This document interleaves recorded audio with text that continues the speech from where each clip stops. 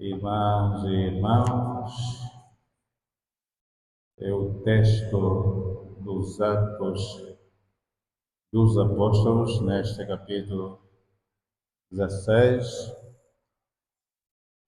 mostra-nos a solidariedade, a hospitalidade dos primeiros cristãos em relação aos missionários, aos apóstolos. E é engraçado que o que hoje a igreja vai contemplando, uma presença de numerosas mulheres nas igrejas. As mulheres são a maioria da Assembleia Cristã. Aos domingos até podemos contar os homens, mas contar as mulheres não é fácil. E aqui também está o caso. As mulheres estiveram sempre presentes na missão dos apóstolos. Está aqui uma que hoje é nomeada, a senhora Lídia, disse que era comerciante, negociante de púrpura, era natural da cidade de Tiatira e adorava o verdadeiro Deus. E o que ele fez? Olhando para as dificuldades que os apóstolos encontravam para passarem a noite, para se recolherem ao fim da missão de cada dia, ela diz aqui umas palavras de graça que deveriam ser também hoje dos nossos cristãos, dos nossos membros e adoradores também do Deus verdadeiro. Ele aqui implora mesmo, até não é que os apóstolos peçam hospedagem, não. Ela própria é que oferece. Se me considerais fiel ao Senhor, vinde hospedar-vos em minha casa. E diz até, e obrigou-os a aceitar. Porque os discípulos, naquela altura, queriam viver as palavras do Mestre. Quando Jesus disse um dia que o Filho do Homem não tem casa onde reclinar a cabeça. E, aliás, ao longo de toda a pregação de Jesus, dificilmente identificamos um lugar onde Jesus dormia. Fala-se muito de João Marcos, na Betânia conhecemos alguma família, a família de Lázaro, conhecemos o Mateus, conhecemos também o outro, o Zaqueu. Então contam-se pessoas que, apesar de serem consideradas pecadoras na sociedade, são estas que eram muito mais generosas em relação a Jesus e mesmo aos próprios discípulos. Lembrai-vos, por exemplo, a confissão de Zaqueu, que disse ao Senhor, quando Jesus foi à sua casa para uma refeição, ele confessou publicamente o seu pecado. Senhor, se eu prejudiquei alguém, restituirei 4 vezes mais. Se eu prejudiquei alguém, restituirei 4 vezes mais. Portanto, nós temos exemplos para refazermos a paz social.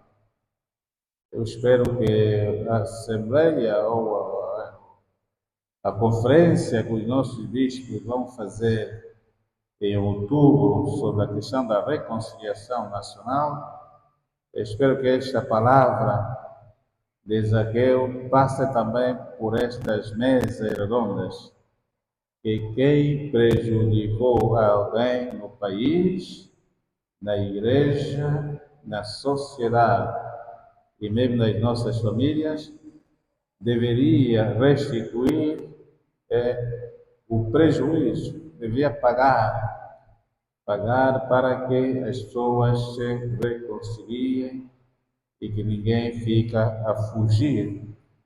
Porque mesmo dentro da vida social, politicamente, também as pessoas se fogem. Alguns já não querem contato com o antigo responsável daquela área, até para não.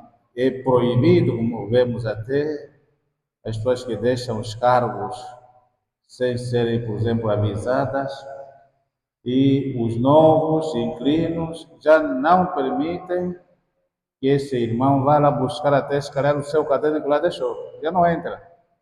Nem a lapiseira que deixou lá, nem a pasta, nem nada. Já não pode mais entrar aí. Isso não é irmandade. Isso não é ser irmão. Politicamente há coisas muito, muito mais. Falei um bocadinho com ex-diretores, ex-governadores, ex-responsáveis, algumas até das chamadas CAPES, né, essas delegações políticas. É uma vergonha. Essas pessoas são expulsas praticamente, ninguém mais as quer lá que voltem, e se venham, sentam-se lá e nem são consultadas para alguma coisa que inspire dúvida. É fora, é fora. Por isso é que também quem entra, o que é que faz? Expulsa também todos aqueles que trabalharam com o antigo ministro. E por isso é que até certas instituições, certos departamentos, certas províncias, certos municípios, a coisa não funciona. Mesmo dentro da igreja, a coisa não está muito longe disso. Os párocos que às vezes saem de uma paróquia, às vezes já não querem saber do novo que entrou, a relação às vezes não é muito boa. Quando falo da política, pensamos que na igreja às vezes é tudo santo. Não. A relação do antigo pároco e o novo, às vezes é só assim de piscar o olho, né? Um boa tarde assim, porque já os olhos cruzaram. Mas senão, também não há grande coisa boa lá. Então, na igreja, na sociedade e mesmo nas famílias, as coisas também não são muito belas assim. Então, por isso é que esta senhora nos dá um grande exemplo, que se me julgas digno, então vinde ficar em minha casa. O que conta nas coisas é a dignidade. Há pessoas que são dignas, mas também que tiveram seus erros. Só que nós hoje, o que conta mais é a nossa relação com a pessoa, são os erros. A dignidade já não conta muito a pessoa, né? Errou, pronto, então levamos, vamos pendurando, vamos espalhar os erros. Né? Uma vez me dizia que mudei de formador, mudei de responsável, mas antes que eu chegue naquela casa, os meus pecados já estavam lá. Às vezes é assim. Já mandam assim, olha, aquele senhor foi mudado aqui, atenção, aquele aqui foi assim, assim, assim. E às vezes na igreja também a coisa não funciona. Não funciona. Às vezes as coisas também são muito sem misericórdia, às vezes sem esse cuidado próprio. Por isso é que Jesus diz: eu vou enviar-vos o Paráclito, o Espírito da Verdade. O Espírito da Verdade. Esse é o Espírito que deve orientar-nos a todos. Às vezes sabemos que nem tudo é assim tão linear, nem tudo é assim fácil. Mesmo no casal, as pessoas que vivem, marido e mulher, a coisa não é tão santa assim. Às vezes também momentos diabólicos. A gente pensa que ou o marido virou totalmente outra coisa, ou a mulher também parece que já não é aquela senhora aí. Não. Então, nós precisamos de trabalhar com todos esses aspectos. Por isso é que eu guardo aquela palavra do cantor brasileiro que diz que para quem ama, para quem ama, os defeitos do outro são virtude. Quem ama não vai nos espalhar no mal que conhece na nossa casa, na nossa relação. Vai cuidar para que os defeitos que nós temos sejam iluminados e se tornem virtude. Isso é que é o melhor.